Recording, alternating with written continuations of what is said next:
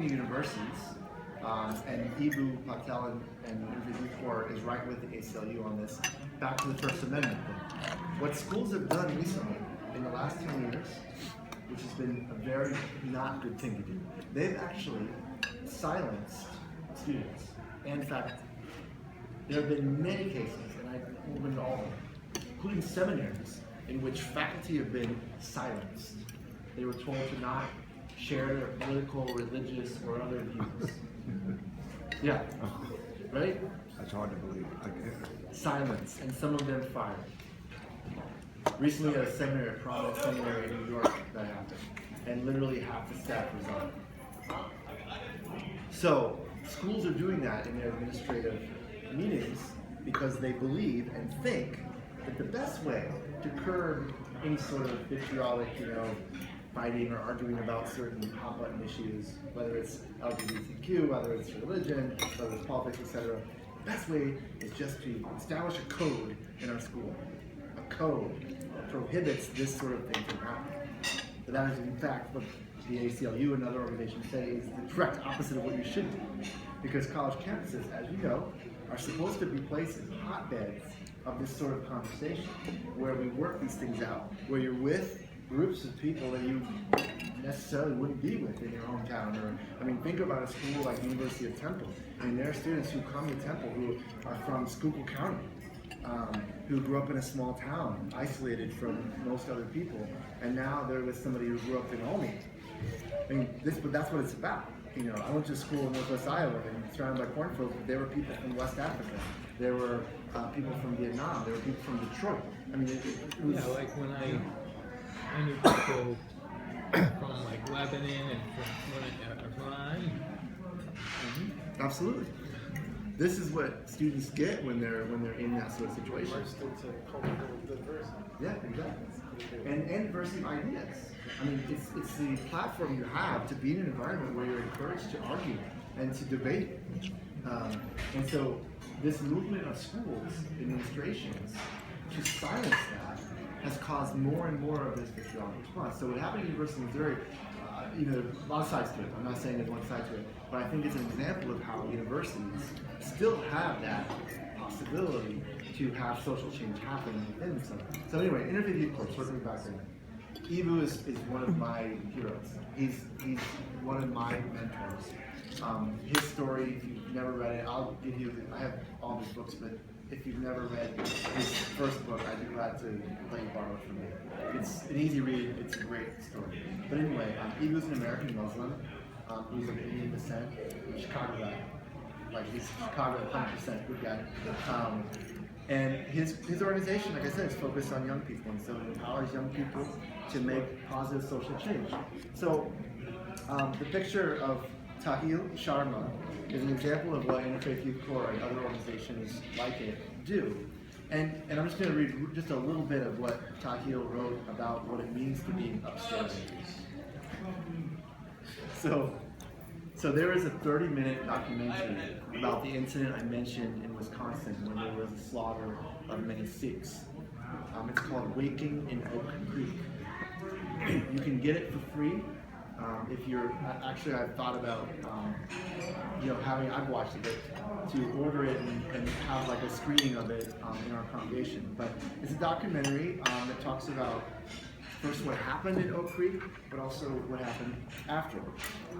So what Tahil was doing with Interfaith Youth Corps was to create a workshop based on that documentary and what it meant to be an upstander. So here's what he wrote. Waking in Oak Creek introduces several upstanders. First, the members of the Sikh Gurdwara, police, Christian congregations, people who took action in the face of tragedy and injustice. There were people who were shot 15 times by the gunmen at the Gurdwara. But after that event, Lieutenant Murphy of Oak Creek became an advocate of interfaith understanding. So we're talking about the lieutenant became an interfaith advocate for understanding in their community. So he's talking about this workshop. He says, while we were preparing to lead this session, I was invited to think about a specific time that I chose to be upstanding. And I thought about that for a moment, and I thought about Oak Creek. And I remember I was in India one time visiting my family, and I remember the hardship and misunderstanding I saw that my mother, who happens to be Sikh, and my father, who was Hindu, faced when they were children. In that moment, I was inspired by all the community of Oak Creek, Wisconsin. I was inspired by their devotion, their service, and their dedication to the truth. Watching this documentary reminded me of my duty to stand up against the wrongdoings and to foster positive change. As I think about tragedies that shake a community the way the Oak Creek shooting did, I realize that being upstanding is more important than ever. So that's just a bit of what he writes. I think what he says is true. I think that when these things happen, when there's a lot of vitriolic stuff that's flying around, the first response we have is fear, paralyzed. What do we do? Especially when it happens to be somebody, a friend or a family member. I mean, that's really hard. I have colleagues, I have some friends who have said things that they're really on the edge of that, on the edge of hate speech. Or they're repeating stuff that they've heard that just is misinformed. So, what can you do? Specific things that are really quite simple. So if you have a Facebook account, which most of you, if not all of you do, Facebook actually, for as much as it's, it has some other issues, I was talking about you, but in this issue, Facebook's pretty good because, for example, if somebody posts something and you get it on your newsfeed, you actually have a thing you can select. You can block and report. So when you report, you can even say why. There's even an option on Facebook to report something because it's a religious discrimination or something like that, or hate speech. Yeah. So when somebody posts something on my timeline that's awful, first of all, I defriend them if they're my friend. But if they're a friend of a friend of a friend, I block them from my timeline. But before I do that, I report them. And it's really important to report. I know that, again, it sounds like we're, I don't know, being telltale of something, but no, it's not like it. You have to look at social media the way it is, right? It's as if somebody's standing in front of you and saying, Pam, Muslims, all are evil. And so if Pam just stood there and was like, interesting. And then in her brain she's like, hey, doesn't say anything. It's the same. So if somebody does that on Facebook, it's a social media platform. You're talking, right? It's what it is. So if somebody does that, so that other people won't be like sharing it or whatever, or even, God forbid, something happens out of that, reporting it matters. Reporting it matters. Same thing with Twitter. Twitter has a more extensive way to do it. When you want to report something, there's an actual thing that opens up in a separate window, and you fill out exactly why and who the person was, because it'll have that information there. Because Twitter doesn't allow for that kind of hate speech. People who have Twitter accounts, I have Muslim friends who are prominent Muslim advocates for change and are pretty known. So they have thousands and thousands of followers. They get trolled all the time who will try to, post stuff on there. Right away, once that happens, they block the person, they report the person. Because if you don't report that person, then Twitter won't do anything, right? But if you report the person, there are consequences. And so people don't often do that. Maybe because it seems like it might take too long, but it doesn't really take that long. It literally takes like a few clicks and maybe 2 minutes to report. And it does make a difference.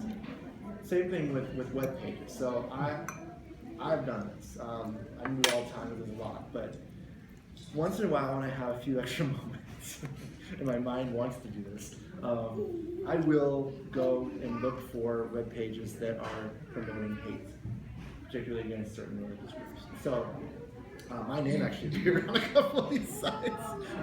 I know.